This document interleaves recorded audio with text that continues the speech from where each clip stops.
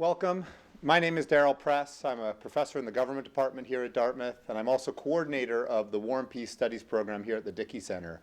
It's my great pleasure to welcome you to what is going to be the first of a four-part series of talks that we're going to have throughout the year on the topics of nuclear proliferation and nuclear weapons. Now, many of you might have hoped that those topics would just go away with the end of the Cold War, but it's actually turning out that in many ways, questions of nuclear proliferation and nuclear weapons are becoming one of the most important strategic issues of our time. Why is it? Number one, the weapons are spreading. They're spreading very slowly, which is the good news, but they're nevertheless spreading. In the last few years, North Korea has tested twice nuclear weapons and now appears to have the ability to detonate nuclear weapons. If you've been following the news, you know that there's evidence, it might not be conclusive, but there's evidence that Iran is interested in nuclear weapons. So the weapons are spreading, number one. Number two, issues involving nuclear weapons and nuclear proliferation have been put on the forefront of many political debates in the Obama administration by the fact that the START treaty is being renegotiated right now. There's the Comprehensive Test Ban Treaty that might come up for ratification in the next few months. And the Non-Proliferation Treaty is up for renegotiation this spring. And this has led the Obama administration to fundamentally rethink what is the role of nuclear weapons in our foreign policy and our military strategy. Do we need these weapons anymore? And if we do, in what numbers and what types? So this is a question that's also puzzling the United States right now. And finally, back to the question of Iran. If you've been following the news, you might have noticed that some people are already starting to raise the question of whether the United States ought to be willing to use military force, if necessary, to stop Iran from getting nuclear weapons. So the United States has been involved in a multi-month effort to negotiate with Iran, with a handful of states in the EU, and to this point has not been satisfied that Iran is living up to its NPT commitments, non-proliferation treaty commitments. And the question will probably come up for the Obama administration. If the negotiations fail, then what? Then what? Are we willing to use military force to try to slow them or stop them? So in a whole variety of ways, questions of proliferation and questions of nuclear weapons have found themselves on the forefront of strategic debates within the Obama administration and may be very, very important questions for U.S. foreign policy. In the Dickey Center, we've decided to host a four-part lecture series that will happen this term and in the spring term. The first two lectures are, number one tonight, where we're very fortunate to have Dr. James Walsh from MIT, who's going to speak on the topic, why do countries appear to be interested in nuclear weapons? So if you look historically at countries who have either acquired nuclear weapons, not acquired them, thought about acquiring them, and then changed their minds, what seems to have driven them? What seem to be the motivations? And I think that one of the reasons you might be interested in this is if we can understand the motivations that have driven states historically, then you might gain some insight into the kinds of leverage, the kinds of tools that might convince countries not to go down that route now. So that's tonight, Dr. James Walsh on the question of why do countries get nuclear weapons. In 3 weeks, on February 24th, we have Dr. Barry Posen, who's going to speak specifically on the Iran question. What is the evidence Iran is interested in nuclear weapons? Frankly, is the evidence any stronger in this case than it was on the run-up to the Iraq War about Iraq's apparent interest in nuclear weapons? So what is the evidence Iran seems to be interested in nuclear weapons? What are the various policy tools and approaches the United States could pursue to try to prevent Iran from getting nuclear weapons? And then ultimately, how might we sort through these options and weigh the trade-offs between them? So that's on February 24th, what to do about Iran. Then we'll have two talks in the spring term. We're going to have a talk on the U.S. nuclear arsenal. And given how much focus we have on what other countries are doing and whether they should have nuclear weapons and what we should do to stop them, we're going to have a talk on what should the United States do about its own nuclear arsenal. Are these mere relics of the Cold War? Do we need these any longer? What do we need them for? What are the roles and missions? And then finally, what should the United States do about the Non-Proliferation Treaty? What role does this play in our current efforts to try to stem the spread of nuclear weapons? So the point being, these are important issues going on right now. We're going to have a full series over this term and the next term to try to kind of create a debate here at Dartmouth and also introduce you to these ideas. We're really very fortunate today to be able to welcome Dr. James Walsh. Dr. Walsh is one of the world's foremost experts on nuclear weapons and nuclear proliferation, and really one of the foremost experts on the question that he's going to be talking about today, namely, why have countries sought nuclear weapons in the past? What can we learn about their motivations? He's traveled the world and spoken with officials, engineers, and scientists in many of the world's nuclear weapon states, and also in many states that have thought about getting nuclear weapons and then have stopped halfway through. He's spoken to officials and engineers and scientists in South Africa, Australia, Egypt, Iran, and even in North Korea. And what's most astonishing to me is that he actually apparently still has 10 fingers and 10 toes. It's not so much that he's asked these questions, but that for some strange reason, and in fact I'm curious about that myself, is why isn't he in prison in Iran? Well, I started with 11 toes. There you go. Dr. Walsh was executive director of Harvard's Managing the Atom program. He was chair of Harvard's International Working Group on Radiological Terrorism, and he's testified on these issues before the U.S. Senate.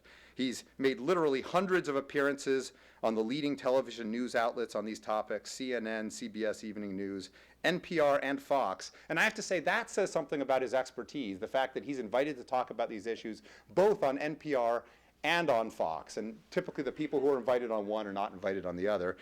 He's been to talk about apparently these issues on MTV, which might also say something about Dr. Walsh, so I'm not sure exactly what, and also on Al Jazeera. He's written for all the major newspapers and won many, many prestigious fellowships. He received his PhD from the Massachusetts Institute of Technology, where he's now a research associate. It's my great pleasure, and please join me in welcoming Jim Walsh to Dartmouth. Thanks, Darrell. Thank you for that generous, overly generous introduction. Let me say before I start, there are some chairs. For those of you who are standing, I see seats there, two up front here, so if you want to sit, there's room for you. Well, first let me begin by saying what a terrific honor it is to be here. And I know everyone says feels they have to say that, but it really is a great honor. And let me tell you why. For those of you who are undergraduates, I expect most of you are undergraduates, you probably don't spend a lot of time looking at the undergraduate departments at other universities, at other colleges. But I do. And I can tell you that when you look at the list of people who teach in political science at Dartmouth, it is astounding. The number is astounding. The quality is astounding. You have big names in the field like LeBeau and Masanduno and Woolforth.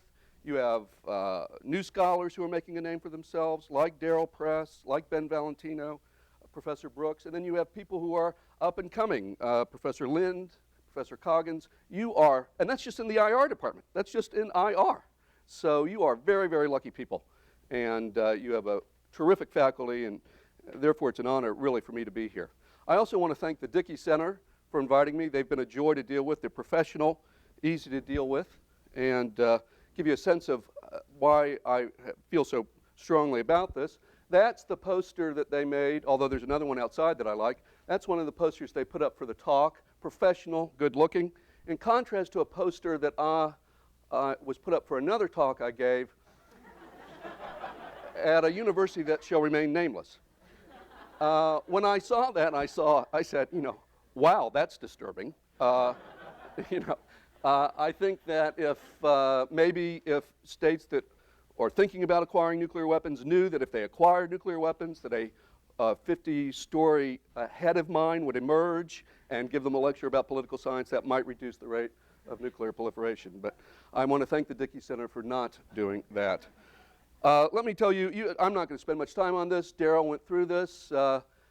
There's the axis of evil, me with President Ahmadinejad and with Kim Dae-gwan, who's the lead negotiator for North Korea in the six-party talks. As Darrell said, I've interviewed a bunch of folks in these countries. I've testified before the Senate. And yes, I did. He stole my best line here. I did appear on MTV, but it was not The Hills and it was not Jersey Shore. So I can't take any credit for that. What I want to talk about tonight are three things: myths, puzzles, and challenges. And if, like many of my audiences, you end up on the left, up there, like the left-hand side of the screen, I will use the claw.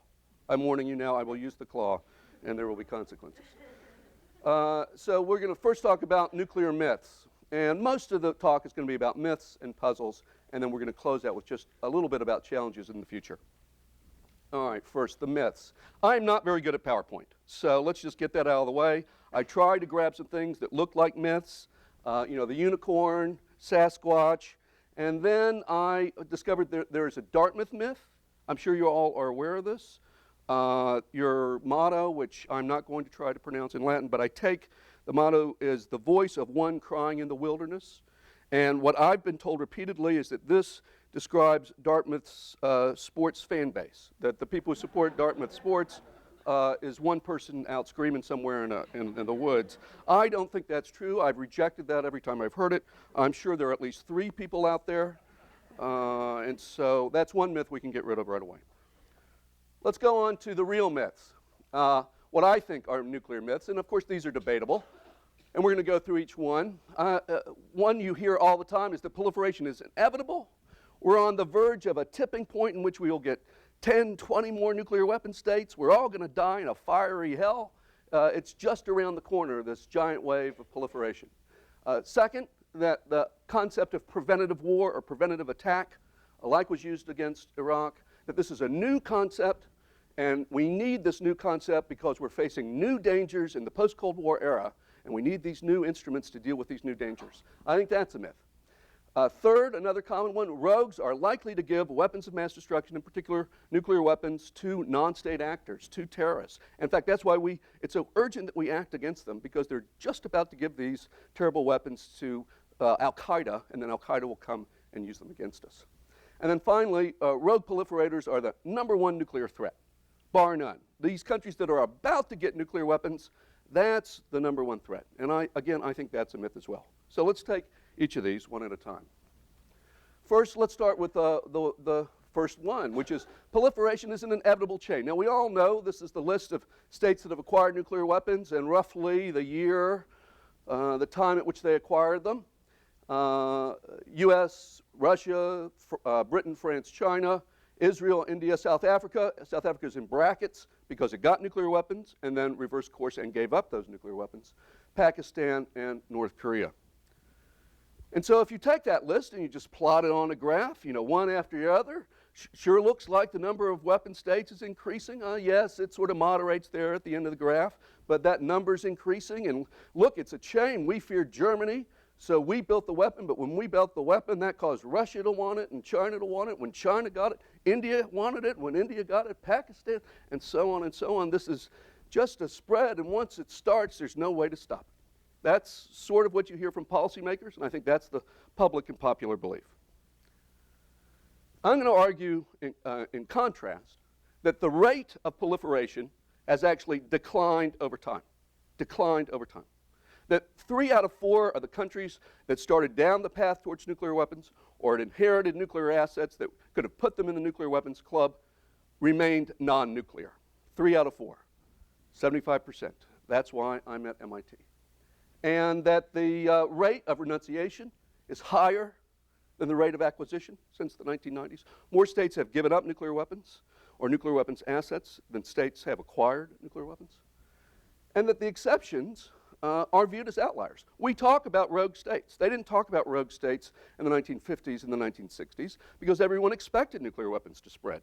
Today, if you're thought of as wanting to have a nuclear weapon, you're considered a rogue, outside the mainstream.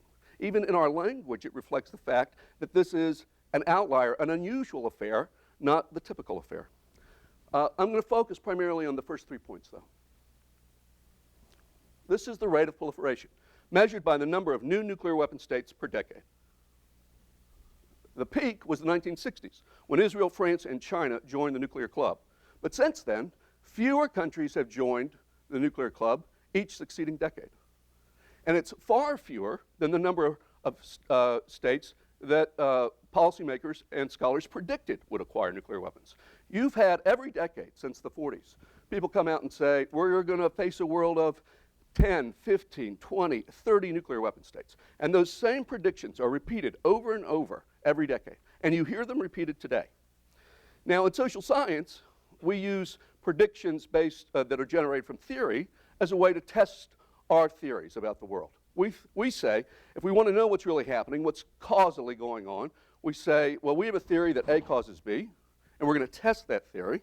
And one of the ways we test that theory is to look for its observable implications.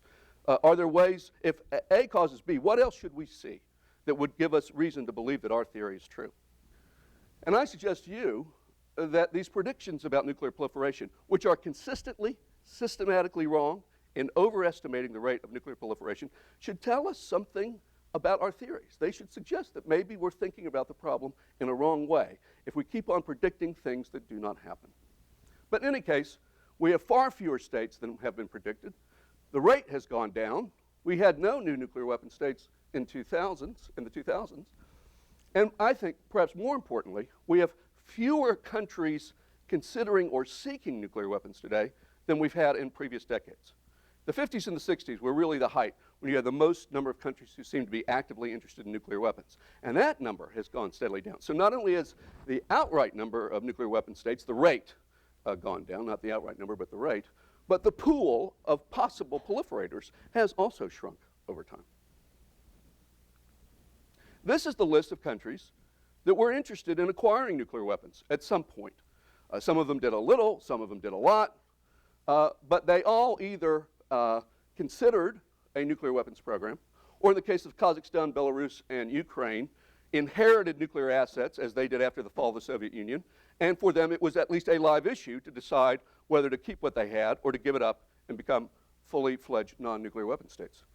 There's another list down here, lists countries that I suspect had an interest in nuclear weapons that I haven't been able to prove yet, but you know, it's at least that many, and maybe a few of these were interested too. In some ways, the nuclear age is a misnomer. You could call it the non-nuclear age. That many, many more countries started and stopped, thought about it and rejected, than those who started, went on, and became nuclear weapon states. Let's look at renunciation versus acquisition. At least since the 1990s, South Africa was a nuclear weapon state, gave up its nuclear weapons. Ukraine, Kazakhstan, and Belarus had inherited nuclear assets, and several people argued vigorously that Ukraine should hold on to its nuclear assets and become a member of the Nuclear Weapons Club. It chose to do otherwise. I put the DPRK here. That's North Korea, Democratic People's Republic of Korea. They don't like being called North Korea. Because, shockingly, of all the nuclear weapon states, it's the one who has come out and said most clearly that it's willing to give up its nuclear weapons. Now, of course, we've gone back and forth on this, but they have said that. But as it stands, they are the lone member of the acquisition group since the 1990s. Let's talk, secondly, about the myth that preventive war is a new concept for the special, unique challenges we face in the post-Cold War era. Well, first of all, preemption is an old concept, or preventive war is an old concept. It should really be preventive war. Both the US and the Soviet Union considered striking China in the early 1960s to prevent it from acquiring nuclear weapons. The US approached the Soviet Union and asked to sit down and talk about this as a possibility. The Soviets were not interested. Iraq, you'll remember, the Osirak reactor in 1981 was bombed by Israel. At the time, Saddam Hussein had an active nuclear program. So states have used preventive attacks in the past, and many of the dangers that we say are unique today were dangers in the past as well. It's just that we're focusing more on them. In the old days, we focused on the superpower rivalry. That was the big game in town. Now, with that gone, we tend to spend more of our attention on other issues. But terrorism, proliferation, rogue states, they've been around since the beginning. You could argue that the biggest rogue state ever was China under Mao. China refused to join the United Nations, said it would share nuclear weapons with other countries, and is still the only country on record to have tested a live nuclear weapon over its own territory, launching it in one place and having it land on another part of its territory. Now that is a rogue.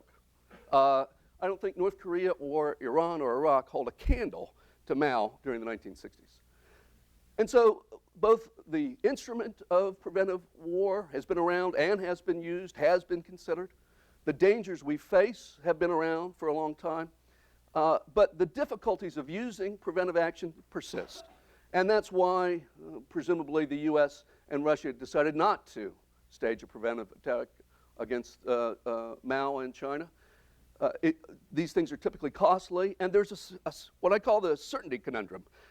On the one hand, you want to be sure you know as much as you can about this nuclear program before you hit it. You want to know where all its pieces are. You want be able to have this attack. If you're only going to get one shot, you want it to be completely effective. On the other hand, you don't want to hit someone who has already crossed the line and now holds a nuclear weapon, because that might invite retaliation. So on the one hand, you want to wait until you're absolutely sure, but not wait so long that they actually cross the threshold and might be in a position to retaliate. And it's just a very difficult business. Myth 3, rogues will give nuclear weapons to terrorists. Well, I think it's theoretically possible, but empirically, we've had thousands and thousands and thousands, tens of thousands of terrorist attacks over the decades. And we've had nuclear weapons since 1945, chemical weapons since World War I, biological weapons since they threw cows over moats. And in no case, in no instance, has a state transferred a chemical, biological, radiological, or nuclear weapon to a non-state actor. Never. That's a lot of data points, tens of thousands of data points, and it's never happened. Now, states have transferred sensitive nuclear technology to other states, but to third parties, no. And of course, there are good reasons why they're reluctant to release the crown jewels to a third-party actor over which they have no control, not least of which is that that third party might turn around and use it against them. But in any case, has not happened. Now, does that mean it will never happen? No, I'm not suggesting that. I can imagine scenarios where it might happen. You can imagine a country that thinks it's going down. You know, Saddam, it's the second Iraq war. He thinks he's going to go down. His intelligence agencies, his military has been degraded to an extent that he doesn't have confidence that they would be able to execute a retaliatory attack. So out of desperation, knowing that he's going to go down, he wants to take other folks with him, and he turns to a third party because he doesn't have the capacity himself to retaliate. You can imagine a state is taken over by a non-state actor, in essence. You know, that you could say that Al-Qaeda had co-opted Afghanistan, and that Pakistan at some point in the future might be co-opted by the equivalent of non-state actors who are able to take over a state, in which case they would own Pakistan's nuclear weapons. And you might imagine it through gray markets. You know, again, Pakistan comes to mind. You have A.Q. Khan, who had set up a side business and was selling nuclear goods to North Korea, to Iran, to other countries. Well, it seems to me it's at least plausible that a gray market in which you have sort of a mix of private enterprise and government who is selling behind the scenes, it's at least conceivable that they might sell to a third party. We haven't seen it yet, but it seems to me at least that's plausible. So it hasn't happened. It is possible. And the question is how to prevent it. Now, in most cases, when we hear a talk about nuclear weapons and rogue states, it's all about taking preventive war or preventive attacks against those states. That's the answer to preventing them from giving nuclear weapons to non-state actors. It seems to me that if we were really serious about this, what we'd really want to do is reduce, consolidate, and secure the nuclear material that exists. That would be the simplest, easiest, and fastest way, rather than trying to attack every country that might want nuclear weapons. It seems to me to make more sense, if that's our real concern, that we clean this up, or that we reduce the material that could be transferred to a non-state actor. Let's talk about myth 4. Rogue proliferators, they're the #1 nuclear threat. I mean, you would think that if you read the newspapers, right? All the ink is about Iran, North Korea, Iraq, back in the day. And I think, you know, I certainly don't think nuclear weapons, some of my colleagues think nuclear weapons are good. They produce stability and peace. I think they're bad. I don't like to see nuclear weapons spreading. I've devoted most of my professional career to trying to prevent the spread of nuclear weapons. I'm not saying nuclear weapons are good, and I'm not saying I want to see more states have nuclear weapons. But it seems to me that as we focus our attention on the threat posed by nuclear weapons, if we think there is a threat posed by nuclear weapons, then it's important to remember that you can't use them if you don't have them. And so we spend a lot of our time in the policy world talking about countries that might get them, and not a lot of time talking about the countries that already have them, that could pose that threat. You cannot use them unless you have them.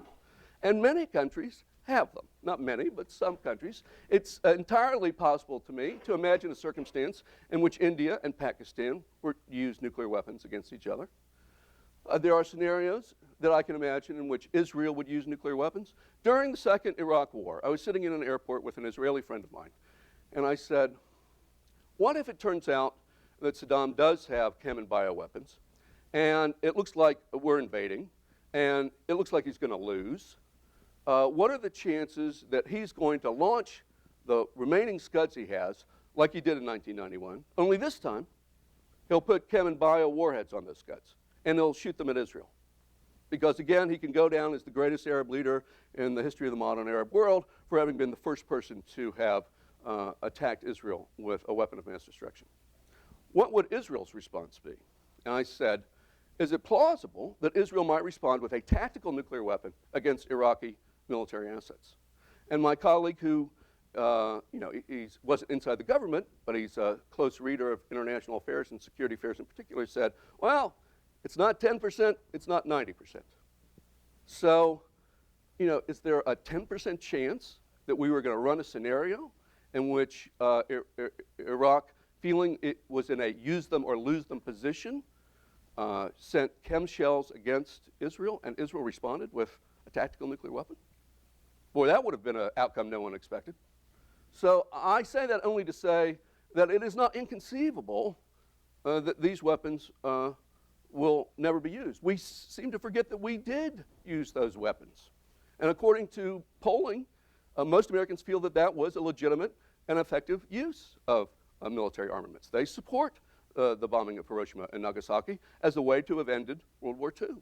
So when we say that all the danger, or the first danger, is about those countries who might be able to get them in the future, I think just to put it into context, it's worth remembering that countries already have them, and these pose dangers too. All right, nuclear puzzles.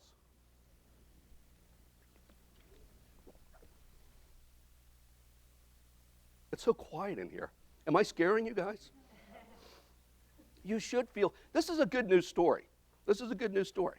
This is saying, we've had way more success than anyone ever predicted. Nuclear weapons have not spread like wildfire. And so the job for the scholar is to figure out why that's the case and see what we can do to improve that. But in any case, so I think this is all good news. Number one puzzle, why are there so few nuclear weapon states? Everyone is saying they were going to spread, spread, spread, and I'm suggesting that the rate of spread has actually declined after having peaked in the 1960s. Why is that the case? So let's look at three subsidiary questions. Why do states pursue and forego nuclear weapons? Did U.S. policy play a major role in preventing that spread? The policymakers predicted a spread of nuclear weapons, but of course they were, beavering away trying to make sure that didn't happen. Maybe U.S. policy played a role in producing that outcome. And what about this NPT, this treaty that gets talked about every 5 years? First things first, why do states pursue nuclear weapons? Well, as a scholar, you want to try to approach that problem through a number of different lenses.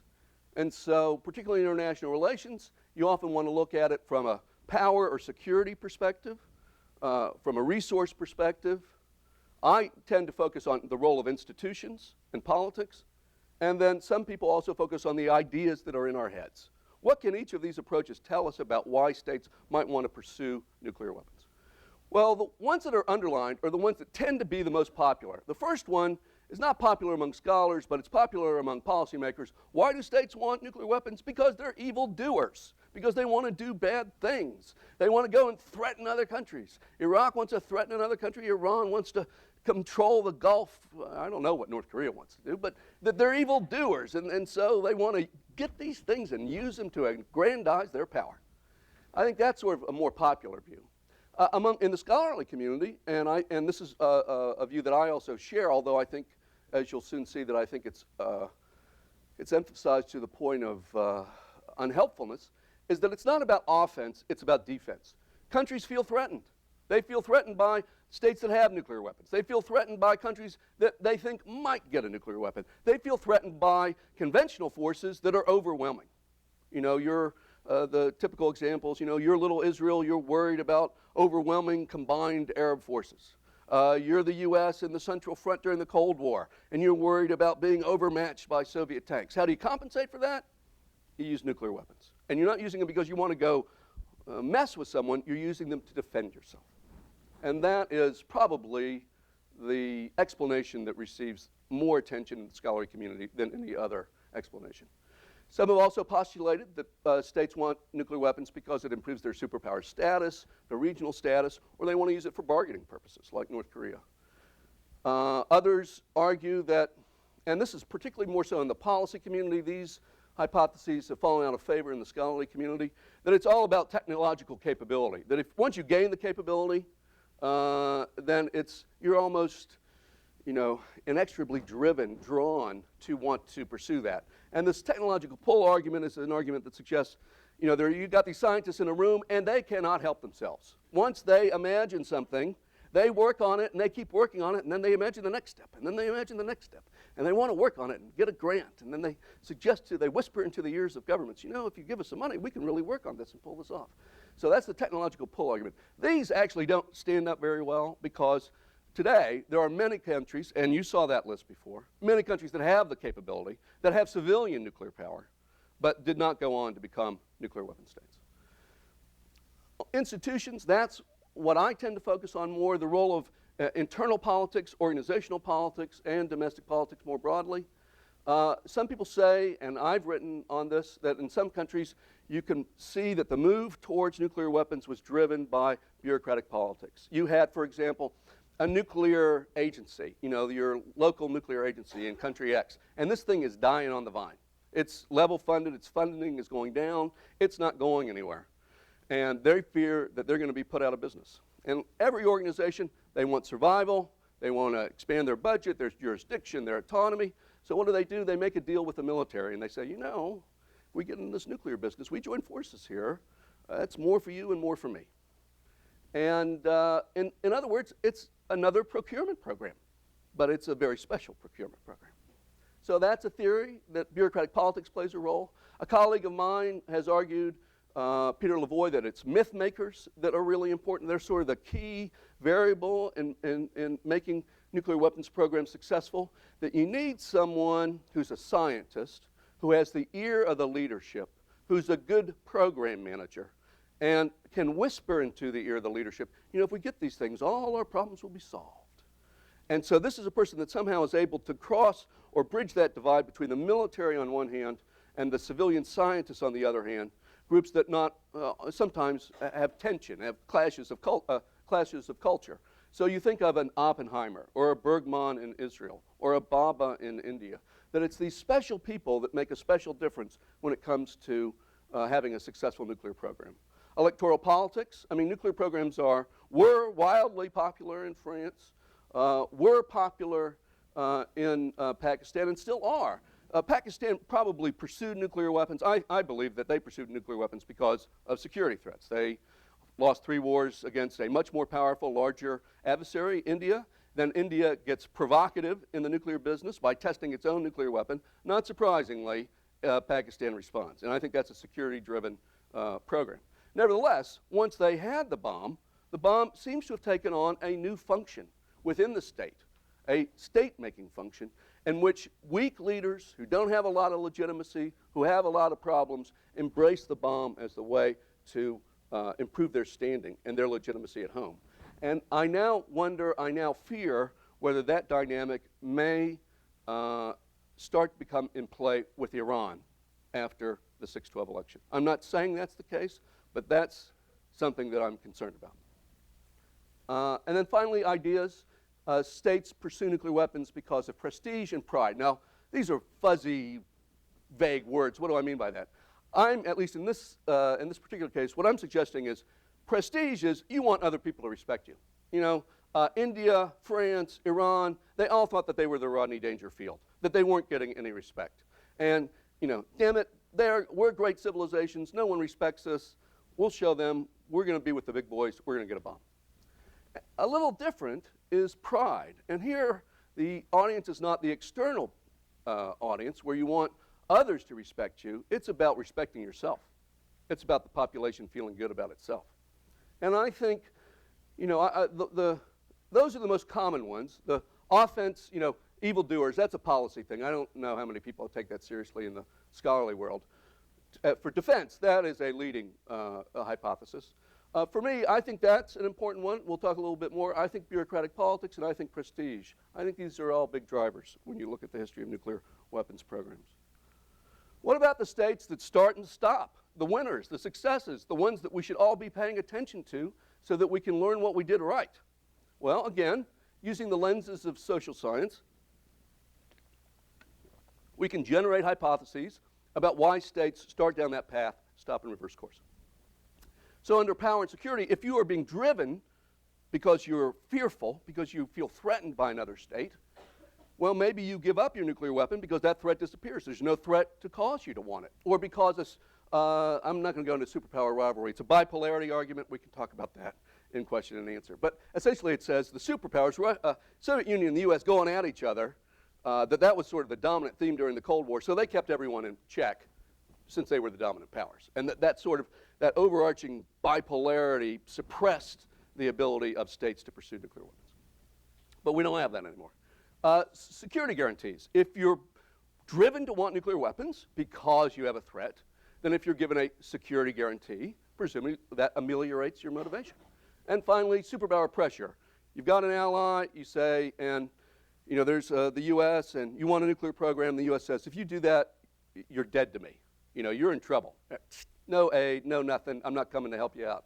So it's pressure that leads them to retreat. Resources. Maybe it's a lack of money. It's a lack of scientists. It's because they can't get the foreign technology they need. There are embargoes and various restrictions.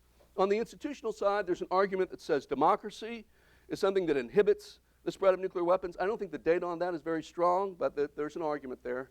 Electoral politics, again, it all depends on which way the electoral coalitions are going. If the powerful electoral coalitions are such that they don't want nuclear weapons, then that can derail programs. Some people have argued that was the case in Sweden.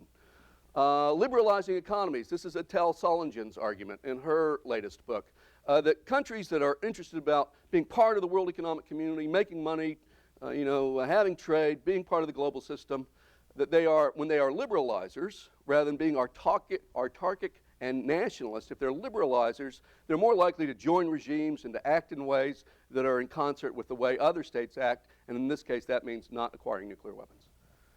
And bureaucratic politics, that just means that the coalition goes the other way. Maybe it was the scientists and the military, but suddenly they're up against the Treasury and the Army. Armies tend not to like nuclear weapons, Air Forces do. Or some other bureaucratic coalition, and one beats the other, 2-to-1 or 3-to-1, and it's bureaucratic politics which stops it. Regimes, that's the NPT, and finally, anti-nuclear norms.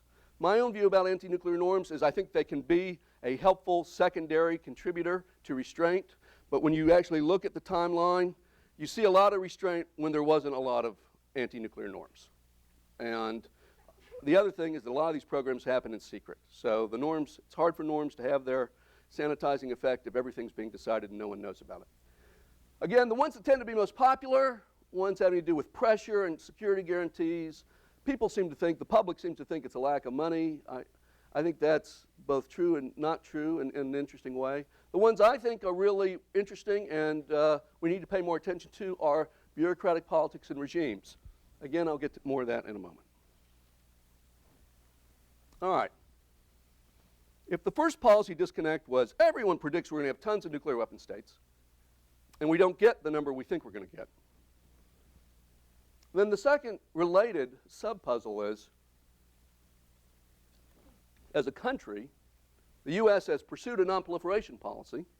The U.S. says it thinks states want nuclear weapons because they have a desire for power, their technological capability, they face security threats and prestige. That's sort of the normal mix you hear from policymakers. So what about the instruments we use to stop that? Well, we can pressure them, we can change the leader, regime change, we can deny them through export controls, access to the technology, and we have this non-proliferation regime. Well, if security threats are driving this, if that's the real driver here, regime change doesn't change that. I mean, you change the person, the country's still facing the same structural threats. Denying them to technology doesn't change the fact that they're being threatened. The regime doesn't change the fact that they're being threatened. Similarly with prestige, none of these instruments addresses that motivation. Now, on technological capability, yeah, you can make it harder for them. And if it's a desire for power, you can raise the cost. So in a cost-benefit calculation, the evildoer says, well, it's not worth it. But it's hard to see how these instruments affect what are arguably the most important causes, at least the way people commonly talk about it. So how does that work? How did we get such a great record when we're not actually dealing with the causes we say we think are the most important? What about the NPT? Remember that chart I showed you, the rate of proliferation where it peaks in the 60s and goes down? Well, guess what comes into force in 1970? The NPT. You could say, well, that's an interesting coincidence of events. And the people who say that regimes work, they say they work because of the force of law, international law. Who says that? International lawyers say that. They say it's the force of law that would, And they say, well, when you look at this empirically, they seem, countries sort of are mostly compliant most of the time, although the data here is not great. They embed norms. Remember we talked about norms. And the one that I'm going to argue is, no, it's that they reframe the internal politics and they enmesh states in webs that they find difficult to get out of. But we'll save that for a moment. So this is a pretty weak stuff here. Force of law, international law, that's what stops this, especially on national security issues. Embedding norms. Well, the skeptics come back and say, are you kidding me? This is a piece of paper. The NPT is a piece of paper. When has a piece of paper stopped anyone? And they're particularly weak treaties. There's this long history going back on issues of national security. And the thing is filled with holes. Have you read the NPT? There's no enforcement clause. You can pull out when you want to. That's what North Korea did. It says nothing about the fuel cycle. So you can get centrifuges and reprocessing and take yourself all the way up to the edge. That's what the whole Iran controversy is about right now. Take yourself to the edge and still be in the treaty. This thing is, it's Swiss cheese. And then there are other complaints as well. They say it's epiphenomenal, that, it's not the treaty causing anything. Once states decide what they're going to do, then they join the treaty. But the treaty isn't the cause. It's sort of the consequence for a decision that's already been made. Or they say treaties are bad. They constrain the U.S., and if we really want to stop proliferation, we should have an unconstrained U.S. not tied by these legal niceties. You heard that in the previous decade. So, on the face of it, it would seem that skepticism would be in order here because, after all, they are just pieces of paper, and NPT, it doesn't even have an enforcement mechanism. So let's look at NPT compliance. This is my Walsh's rough notional coding of compliance with the NPT. Well, you've got the nuclear weapon states. They never joined the NPT, or they joined the NPT as nuclear weapon states, right? US, France, Britain, they all joined the treaty as weapon states, so they were able to keep them. They got their weapons before the NPT. Israel, India, and Pakistan, South Africa, they stayed out of the NPT, so they weren't violating anything when they got their weapons. So that doesn't really apply to them. Then you've got the states from that list I showed you before, that long list, of countries that had nuclear weapons activity, some interest in nuclear weapons, that did not go on to become nuclear weapon states. And many of them were interested in nuclear weapons, and then upon joining the treaty, their nuclear weapons ambitions ended. Now, whether they just ended them and joined the treaty or joined the treaty and then ended them, it'll be different in different cases. But essentially, they are countries that were interested in nuclear weapons, joined, and have been compliant. Then we get what I think are the violators. I count as violators Iran, Iraq, Libya. I put Syria in there. We don't know about that reactor that was bombed. But it sure smells like a violation to me. I'm guessing that this was a major violation of their safeguards agreements.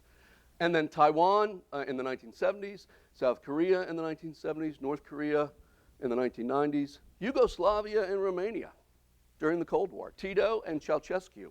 I think they violated their safeguards agreements and had secret bomb programs. Now, is this a good record or a bad record? Are they respecting the treaty or not respecting the treaty? I think one thing that comes out here is that of all these violations and all these violators, only one country joined the NPT, violated its commitments, and became a nuclear weapon state, North Korea.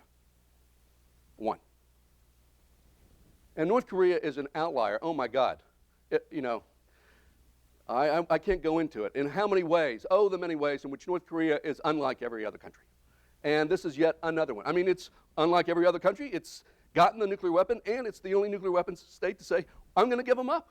I mean, it really is extreme. It's, seriously extreme. So, one violator became a nuclear weapon state. I consider that success. But still, we're still left here, I have to back away, with the fundamental question. How could a policy that ignores the main causes of proliferation and a treaty full of holes achieve one of the greatest public policy successes in the 20th century, the restraint of the spread of nuclear weapons? How is that possible? Well, I can only give partial answers, and maybe answers too strong. I think part of the problem is that we have mischaracterized the causes. I do think security and technology are variables. You don't want to ignore them. I think states do feel threatened. I think China's case was a security threat case. I think Pakistan's program was a response to security threats. But we tend to be myopic and focus on that as if that is the entire ballgame. When I think actually what we have failed to do is appreciate the importance of the domestic politics and domestic institutions. I say when it comes to nuclear weapons, the engineering is easier than the science. The program management is easier than the engineering. I mean, it's harder, not hard. I just reversed this. The engineering is harder than the science. The program management is harder than the engineering. And the politics is harder than the program management. And it's really those last two, program management and politics, that matter. If you're a nuclear weapon state, you're going to spend 10 years, have to work 10 years successfully before you see any fruit of your labor. You have to get institutions to work together, the political leadership, the military, and the scientific community, who often do not like each other and have their own priorities. You have to knock their heads together, keep carrying water for this thing that doesn't produce a result in the first year, doesn't produce a result in the 5th year, may not produce a result in the 10th year. And most of the states that do that because they make it job number one. They make it a political priority. That's what's missing for a lot of the states who think they're interested. Maybe they want to hedge. We want to keep our name in the game. Maybe we'll do it later. That's a no man's land. That's a political no man's land in which things don't get done. If you want to build a bomb, you focus on it like a laser, and you make it job one. You make it political priority one. So I think we've mischaracterized the cause, haven't paid enough attention to the political variables, the institutional variables that are the difference between a successful nuclear program and an unsuccessful nuclear program. And I think the NPT contributed to this in unexpected ways. It's not the international lawyers saying international law is important. NPT drew a line in the sand. It forced states to declare in public their intentions about nuclear weapons. Prior to this, you didn't have to say whether you want a nuclear weapon or not. But as of NPT, you're either in or you're out. You have to say whether you're in or out. Everyone gets to see whether you're in or out. So the treaty draws a line. It reframes the policy debate. What was before a defense decision made by the Prime Minister and the Minister of Defense, do we want a nuclear program? Well, I don't know, let's look into it. Now it's a foreign policy decision because you got a treaty to sign. So who's sitting at the table? It's not just the Prime Minister and the Defense Minister. It's the Foreign Minister. It's the Treasury guy. It's a bunch of other people who suddenly get to participate in that decision who didn't get to participate before. And the decision is framed as a foreign policy decision, not a defense decision. It created political winners and losers. Once you decide to join the treaty, the guys who are arguing, no, let's stay out of the treaty and build the bomb, they have lost. Now, they may hope to win again, to fight and win again. But the bar has been raised. They've lost once. And that means they have to somehow begin organizing politically again to try to get the state to reverse its treaty commitment. And a treaty, by the way, which is dynamic, asymmetric, and enmeshing. The principles of the treaty may have stayed the same, but their implementation has changed dramatically over time. Safeguards today are nothing like safeguards in 1957, 1960s, 1970s. Sovereignty, you want to see where sovereignty is melted away a little bit? It's in the nuclear weapons arena, where, in theory, IAEA, the International Atomic Energy Agency, can walk into your country and look where it wants to walk. and interview your people. There aren't many domains where you're allowed to do that if you're an international agency. You can in the nuclear domain. And this thing keeps changing. Every 5 years, every 7 years, the new generation of safeguards, which are technologically, institutionally, whatever, more transparent, tougher. And once you join once, you know, it's hard to say, well, I'll join one and not join the other. And it's asymmetric. That treaty is out there waiting for you to join. I'm South Korea. I don't want to join in 1970. You know, I want to hedge my bets. Then governments come, governments go, governments come. Well, then a government comes to power and they join. Once you're in, hard to get out. You're on that track, that slippery slope. That trap is there waiting for you. And once that state joins it, much more difficult for the pro-nuclear policy advocates. And I think it is, as I say, enmeshing and progressively enmeshing. This is the last slide. I'm ending on time. So we've talked about the myths, what I consider myths. We've talked about the puzzle. Why are there so few nuclear weapon states? I mean, threats abound. We should have lots of nuclear weapon states. Technology abounds. Everyone's getting smarter. Everyone's getting richer. You know, yet the rate declines. And then finally, I want to talk about the challenges. Now, you could say Brazil's the new nonproliferation challenge, or Burma's the new nonproliferation challenge, Taiwan, South Korea. These are all countries that are being talked about as states that maybe in the next generation want to get into the nuclear game. But I think the challenge is how we think about the problem. The challenge is in our heads. We still are susceptible to the inevitability fallacy. Oh, there's nothing we can do. It's inevitable they're going to spread. And this takes on an extreme on this issue of point of no return. We panic when we think a state might be interested in nuclear weapons. So we entertain all sorts of extreme behaviors to try to prevent this, you know, like preventive war. And then once they get it, we say, there's nothing we can do. We go from panic to resignation. With anything, what you learn about the history of the nuclear weapons is that the thing is always in play. States can change their minds. They can come back. South Africa came back. The other states that started and came close, they came back. So it seems panic and resignation are precisely the wrong ways to approach this. I think we need to recognize success. I understand that policy advocates have to say that the house is on fire in order to get people's attention so that they'll get fired up to do something about it. But in all of that, the end of the world is upon us, we're overlooking the fact that we've had success and therefore are not paying enough attention to the causes of that success so that we can build on that success. I think we need to pay attention to domestic politics as much as we pay attention to the technical capability. And we have to realize that the states that have the nuclear weapons pose an equal, if not greater danger than the ones who don't have them but are thinking about getting them. And I think if we make those mental changes, we will have the success, hopefully have the success in the next century that we had in the last century. So let me stop there. Thank you very much.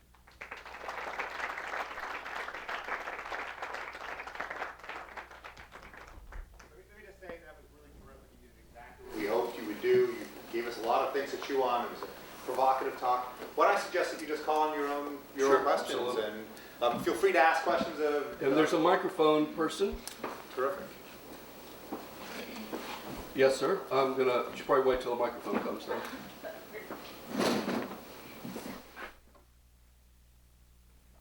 I'd like your comment. But I think you glossed over a little bit on the difficulty of getting a bomb, that it really takes a great deal of work. But you did set the hierarchy properly. How about the danger of having a bomb?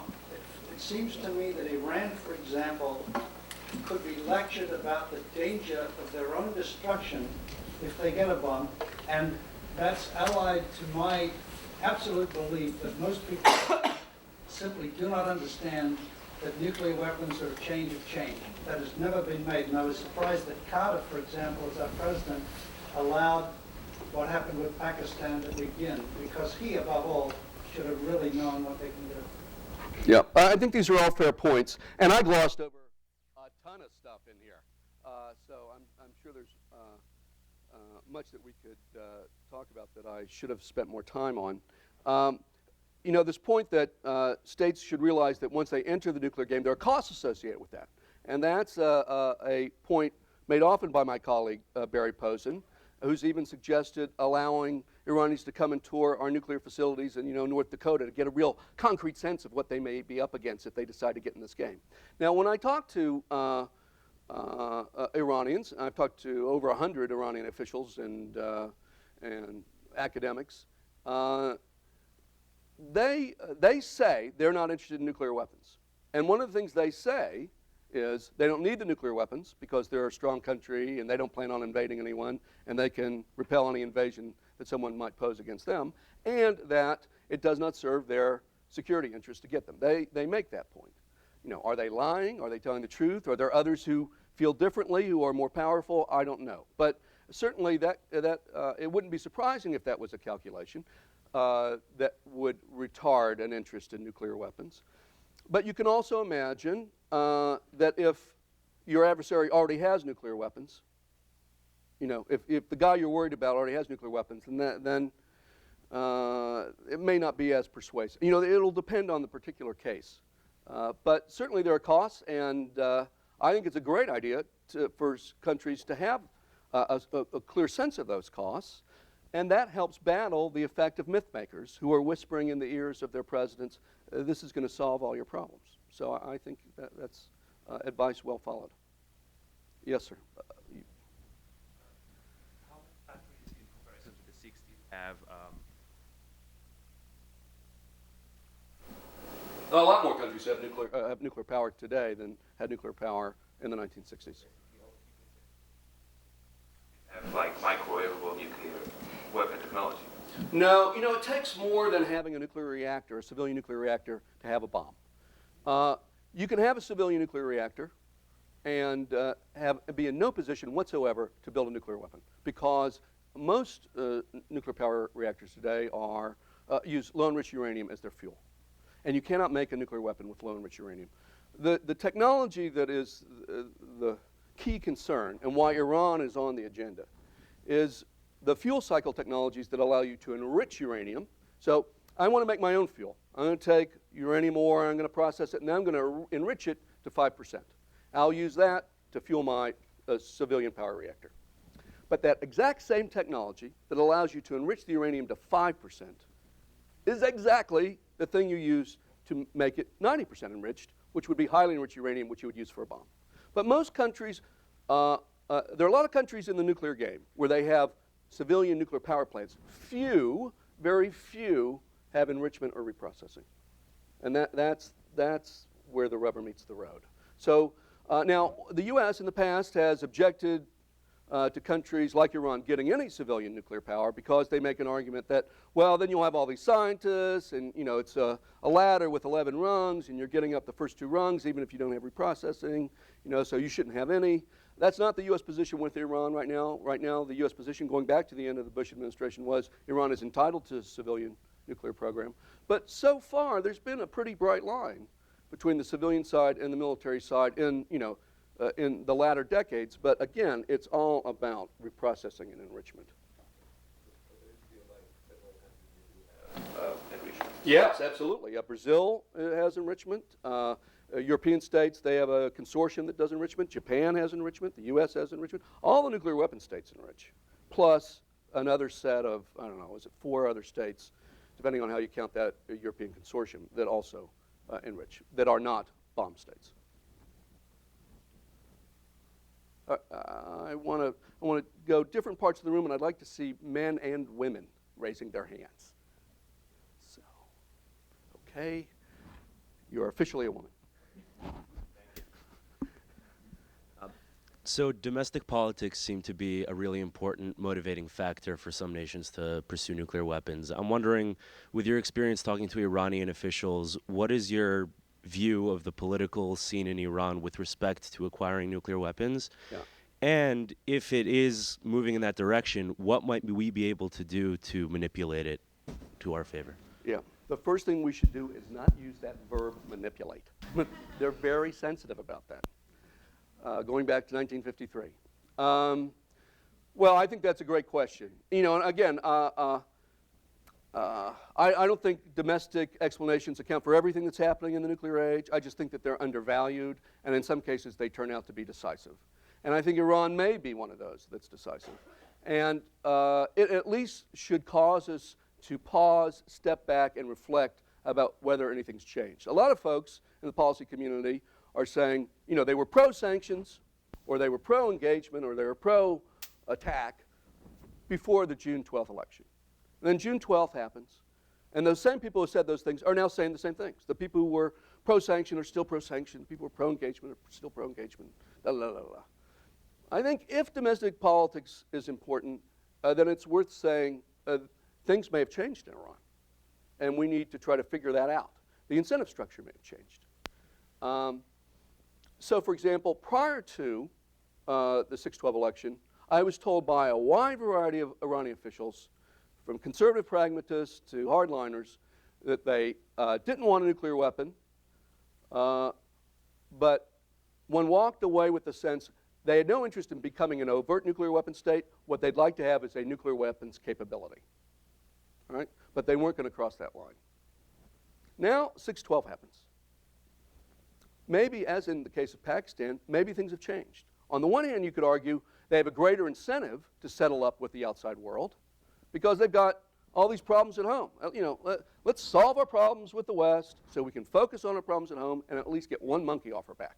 That's one argument. Another argument would be they faced a gigantic loss of legitimacy at home and a gigantic loss of legitimacy abroad. I mean, they used to look down their nose at the Arab states and, you know, lecture the Arab states on how undemocratic they were and blah, blah, blah, blah. Well, they can't do that anymore.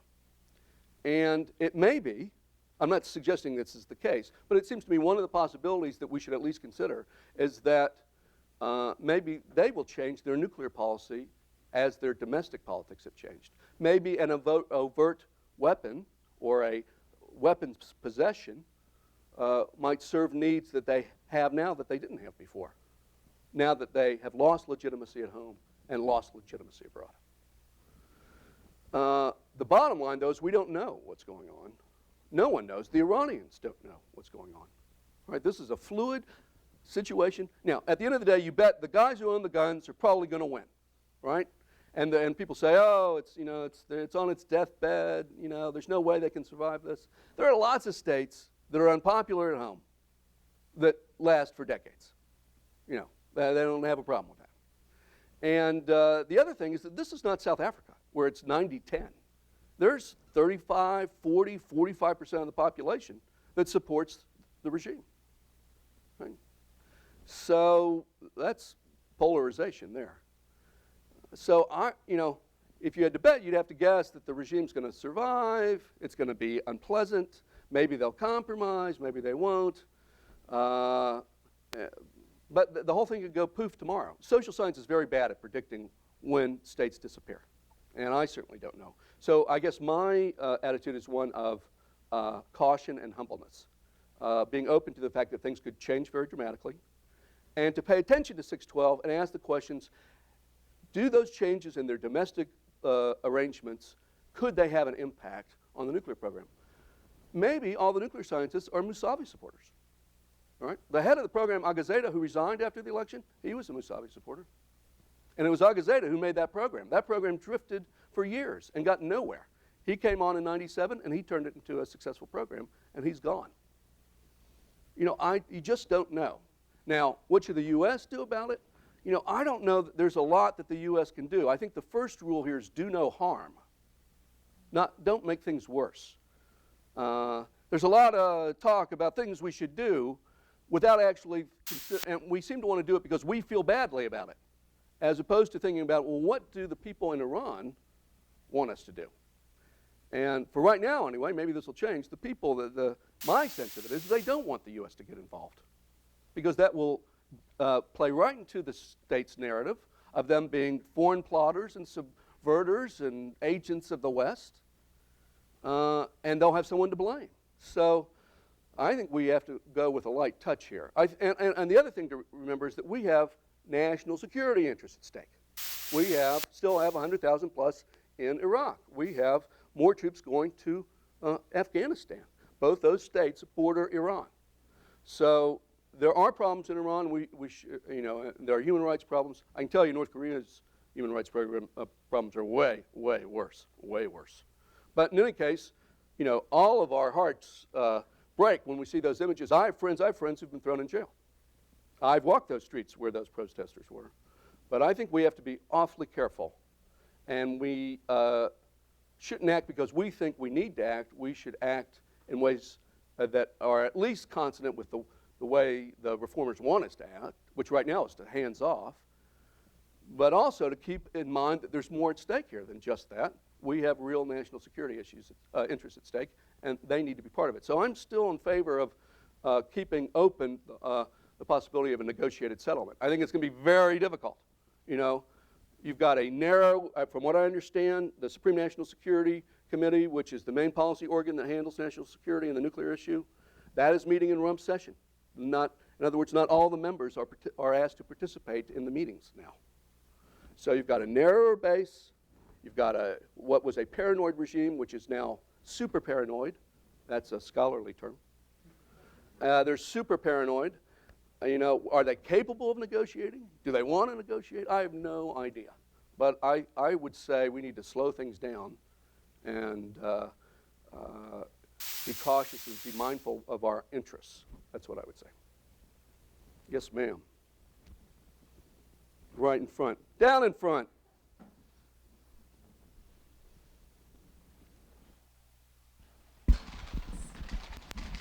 Thanks. Great talk, Jim. I want to ask you two questions about the internal domestic politics point. You said that it seems to be possible to get to a bomb only if you've made the development of the nuclear weapon job one. But wouldn't a genuine security threat to which you can find no other answers be just the thing to focus the mind to make it job one? That's my first question. And the second question is, you described a situation where people are pushing up on the leader with their desires related to building a bomb. But what if you have a leader who comes to the job with that in mind? And particularly if it's an autocratic leader, I'm thinking of the North Korea case, but maybe there are others, who's pushing down, doesn't that sort of solve the whole domestic politics problem from the get-go? Yeah.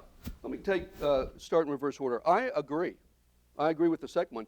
You can have bottom-up and you can have top-down, and you can have something in between, which is, I think, we don't really have good data even still on Iraq yet, but it seems like there was a little bit of both going on. That the nuclear program people in Iraq sensed that Saddam would be receptive to that sort of project, and so they made a proposal because they thought that the leader would be receptive to it. So, but yes, it's not always bottom up. It's often top down, which is why we should pay attention when there are elections and there's a change in leadership. Changes in governments often lead to a country joining the NPT or a reversal in nuclear policy. Like, one guy comes in and he says everything the previous guy did was wrong. We're going to start from scratch. And when the mullahs came to power in 1979, what did they do? They froze the Shah's nuclear program, only to restart it later during the Iran-Iraq War. So I think changes in government matter, people matter, and that when we try to diagnose a region or a state for its proclivity to pursue nuclear weapons, the tendency is to count the security threats around it, to count the number of reactors it has. We should be documenting the political preferences of the people who are in power and the ones who are in the legislature or in the coup that may come to power. So I think individual political preferences do matter as part of this political mix. So it can be bottom up, it can be top down, it can be something in between. And there are cases, as you might imagine, for each of these. Focusing the mind. Well, I think that that's right, and here I'm just speculating. I mean, states seem to, threat to me is, I know how I define threat when I'm trying to code my, my cases, and I try to code threat in terms of whether a state faces a nuclear threat, a latent nuclear threat, or a 2-to-1 conventional disadvantage. But, threat in the eyes of a policymaker is a pretty malleable thing. And, there are threats that, in some cases, we would say, well, that should lead to nuclear weapons, and it doesn't. And threats that where countries don't seem to be threatened, and yet they're interested in nuclear weapons. I do think threats important, but I mean, just thinking about North Korea. North Korea, we're all worried about the trigger effect North Korea is going to have in causing East Asian proliferation cascade. North Korea has now had a nuclear weapon probably for 15 years. Right? You would have thought that that would have focused the mind of Japan or focused the mind of someone else. Now, there are obviously other things in play. Japan has a U.S. alliance, blah, blah, blah, blah. But I guess threat could be one of those things that does it, but I just don't see, in my research, I don't see a strong correlation between threats and nuclear decision making. What is, I see maybe a little stronger, well, what I see is, I see some correlation going up, more threats, more openness to nuclear weapons. But I see lots of states making decisions to join the NPT or to give up their nuclear program, even though the threat remains constant or increases. So there's a part of a puzzle. And then, there's this thing, it's almost more about external shocks.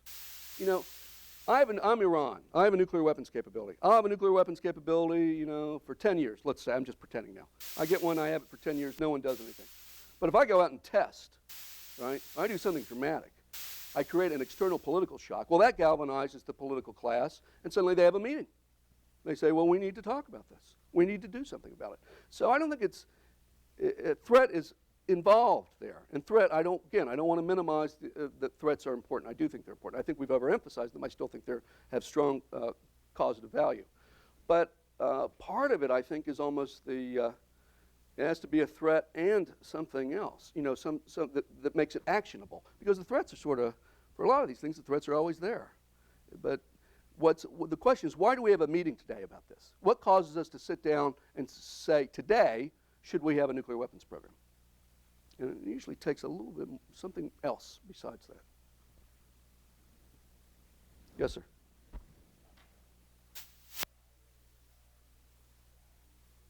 The U.S. and other major powers that gave up their own nuclear power, that would, I guess, send the message to other states that they don't need any. Oh, okay. That they would not need to, other states wouldn't need to build their nuclear power, and that the fact that the U.S. and other major world powers have nuclear power, they promote to create a dilemma and cause developing countries to then want to develop their own nuclear power. So what do you say to that? Yeah, I hear you. It's an often cited logic. I agree with the conclusion, but not the premise. What do I mean by that? I don't think a lot of the states who are making nuclear decisions, that if we do something, they're going to do it just because we do it. That it's about setting an example. I think a lot of this stuff is internally driven, rather than looking, as I say, that's sort of my shtick here, is I tend to look at inside the state. So I tend to think that most of the big drivers have to do with the internal process, and then how the actors in those states use external events in their battles with their bureaucratic enemies, or as they form coalitions, or whatever it is. I think it's asymmetric. I think if we do something good, it doesn't mean the other states are going to follow us just because we're doing something good. If we do something bad, I think you do tend to get a reaction. So I think it's not equal. The impact is not equal. That said, I think it is important for the U.S. To follow through on its NPT commitments and to act like it's reducing a reliance on nuclear weapons for political reasons. Because we cannot achieve what we need to achieve in nonproliferation by ourselves. And as a political matter, we can't go out and build a whole new generation of nuclear weapons and at the same time say, oh, join us in reducing nuclear weapons. We're not going to get other people to play ball with us. So I think as a political matter, we need to, and I think Obama was on the mark on this. He's saying, we're putting down a down payment. You remember that speech at the UN in September? He said, we're putting down a down payment on this, and then the onus is on you to step up. And I think that's right. Now, we should also be aware of the fact that there are lots of dangers to navigate. And one of the concerns people have is if we have big reductions in our nuclear stockpile that are dramatic and happen in a short period of time, which I don't think is going to happen, then that's going to freak out our allies. Some states, it's argued, do not pursue nuclear weapons because they feel like they're under our nuclear umbrella. And so as we move to lower numbers, to put a down payment on our political commitments and force others to step up to theirs, we also have to be cognizant of the fact that we don't want to freak out our allies and give them an incentive to revisit the nuclear question because they think we're not going to protect them anymore. But I know in Washington today, that's a big issue that a lot of people focus on. I don't expect we're going to have deep reductions in a short period of time. So I'm less concerned about this. But at some point,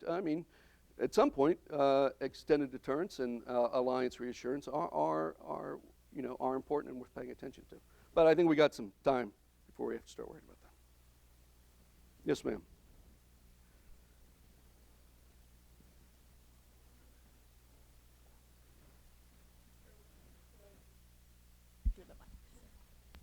Thank you. You mentioned democracy very briefly as a preventive power to using or getting nuclear weapons, but I was wondering if you could maybe give it a bit more credit. And specifically, I was thinking about if we have a country that is not democratic, then the power behind this nuclear weapon will be probably military or very arbitrary in some sense. But if it's a democracy, then whoever's sitting with a finger on a nuclear switch will at least feel more responsibility towards civilians and will want to keep his or her own legitimacy. So I was thinking that maybe democracy has a bit more effect on our collective security in that sense. I'm glad you said that, and there are arguments to be made for this, and I think some of them are quite persuasive. In the aggregate, the nuclear weapon states, the U.S. is a democracy, France is a democracy, Britain's a democracy. There are a lot of democratic nuclear weapon states. India is a democracy. I think there are now more democratic nuclear weapon states than there are authoritarian nuclear weapon states. Now, some have argued, well, maybe it's democratization or the process of becoming democratic. And they point to Argentina and Brazil, which both had military governments and nuclear weapons programs, but in the transition to democracy, gave those programs up. But my friends who study Argentina and Brazil, they say when you look closer at it, they were actually starting to do that before the transition. I mean, it seems plausible that a country in which, a democratically run country in which there are multiple centers of power, where it's hard to get stuff done, where there's greater transparency, where leadership depends on support of the country, you think that those would, you can imagine situations in which that would retard a nuclear weapons programs. I hear you on that. But there isn't great evidence for it. Now, I'm playing with this thing, and maybe there's something here. Maybe this is the flip side. When I talked about the violators, I violated speaking of violators, I violated a cardinal rule in social science. I selected on the dependent variable. I'm looking at these guys. What you really want to do is look at sort of the whole universe and then see how these guys are the same or different than other guys. But look at this list. Look at this list of the violators. You've got Tito, Ceausescu, Gaddafi, Saddam Hussein, Assad, Park during the authoritarian military period in South Korea, and Kim Jong-il. I mean, let's see if I still have this. I wasn't going to use it, but you've given me, here's my North Korea slide. If I was going to talk about North Korea. That's my children meeting with some North Koreans. When I hosted them in Cambridge, I said that their Christmas present that year is they each get their own FBI file. So, look at this. It may not be the case that more democracy equals less nuclear weapons, but it could be the case that less democratic governments are more open to being violators. I'm just putting that out there. I have no earthly idea. But I look at that list and I'm struck. I'm struck by that group. And I would have said, well, which of these are not like the others? I would have said, well, Iran, under Khamenei, doesn't strike me as the Gaddafi, Tito, Ceausescu, Park class. He seems like he's not in their same class. But things have changed. These guys are now getting closer to these guys. So I think it's an interesting question. I guess that's a long way of saying I don't know, but it's not a hypothesis that has been a clear, obvious winner as people have tried to test it and evaluate it. But I think it's still worth looking at, because it may be that the way we're looking at it needs to be looked at a different way, or tested in a different way, or teased out in a different way. But you're right. You definitely picked up on what I was saying. Yes, sir. I try to go side to side. I should not do that. 30 minutes in, it occurs to me. Sorry to keep kind of beating the Iranian horse, but you sort of touched on the difference between sort of structural factors and agent factors that might drive Iranian nuclear ambitions. The difference between a specific regime pushing for nuclear weapons versus other objective factors. I'm wondering to what extent you think that the nuclear ambitions in Iran are driven by agent-specific factors, whether it's the regime or whether it's sort of Iran's objective position in the region. It's more recent ascendancy after the fall of Iraq, and its kind of unique middle-of-the-road geographical position between sort of the Central Asian countries and the Middle Eastern countries. And I guess, building on that, what do you think would have been the difference in their ambitions, or our perception of their ambitions, thereby, if Mousavi had been elected rather than Ahmadinejad? That's a lot of questions. I'll do part of some. Just the first one, please. Unfortunately, I have a chart where I try to measure and track Iran's threat level and compare Iran's threat levels with its nuclear program, and you don't see a lot of correspondence. The program. And in some ways, the answer is yes, but. So it's not just the Islamic Republic. The Shah had a nuclear weapons program. But the Shah really got serious about a nuclear weapons program in the late 70s when he was having his best ever relationship with the United States.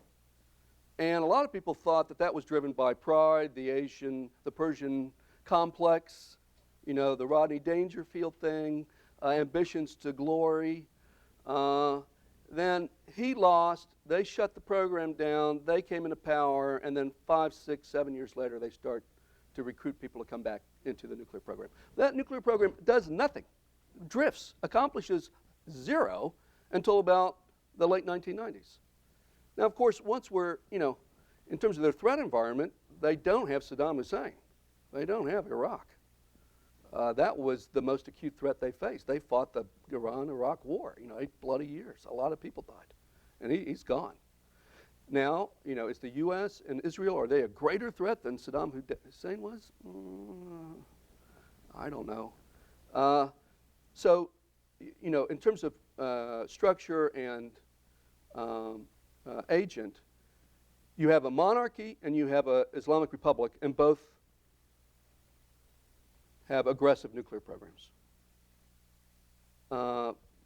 Despite the fact that their security situation sort of wildly varies during those periods, you could make an argument that the structure here is the psychological structure. I don't like psychological arguments, and I loathe having to talk about pride and prestige because these are vague and fuzzy and hard to measure. But you talk to a lot of Iranians, it's sort of hard to ignore. So it may be that the structure they're dealing with is a psychological structure in which they feel like they're not getting any respect. I think the Iranian program is not driven by security threats. I think it had been driven up until 6/12 by a desire for prestige, sense of grievance, and internal politics.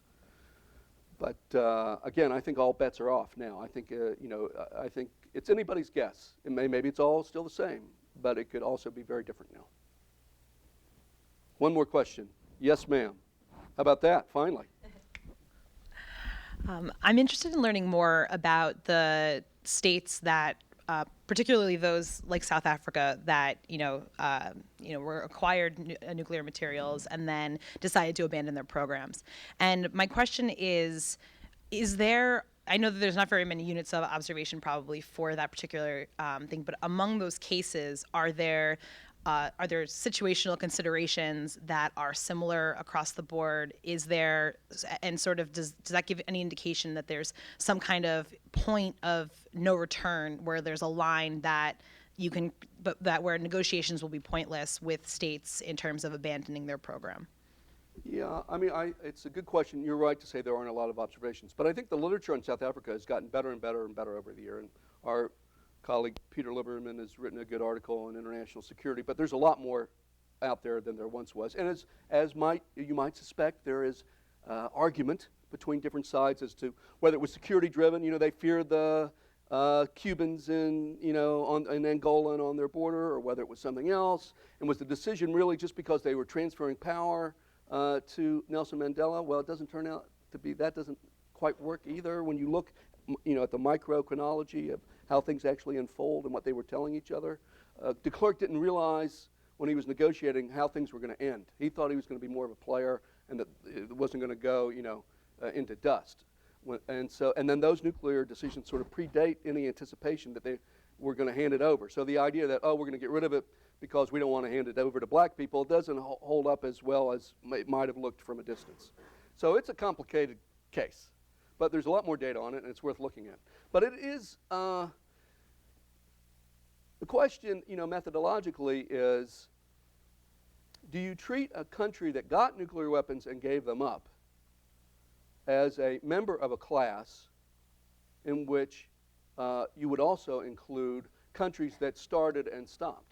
And I'm disinclined to do that because you figure once you got it, then there's another set of additional dynamics involved. I mean, once you have something, you'd think it'd be tougher to give it up than giving up something that you're part way to or thinking about, or that.